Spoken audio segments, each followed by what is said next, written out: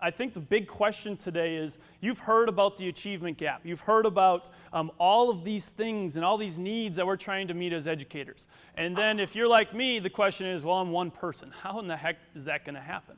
And so I think one story I like to share is with, I don't think there's a better place to show diversity than a 7th grade Halloween classroom.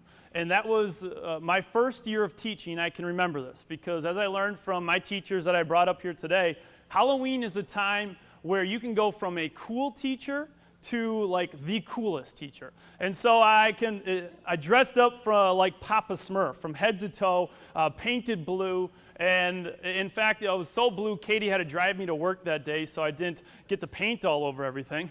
And I walk into my classroom, I'm sitting there getting ready, and there's a buzz in the school.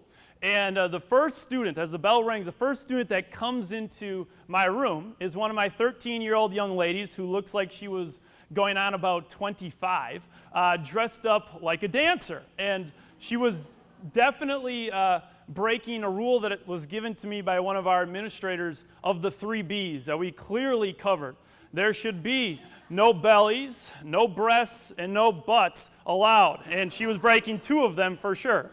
And so as Papa Smurf is up here trying to think about how am I going to address this, I walk over to her, and at that exact moment when I'm going to say something, probably stick my foot in my mouth somehow, in through the door runs SpongeBob, one of my 7th grade boys, racing through my room being chased by a red Power Ranger with a lightsaber.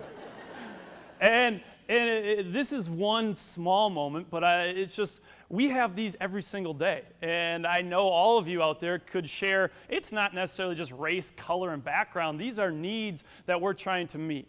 And I would argue that even for the dressed up dancers of the world and the SpongeBobs and the Power Rangers, that if we continue to focus on the differences, we'll struggle and drown.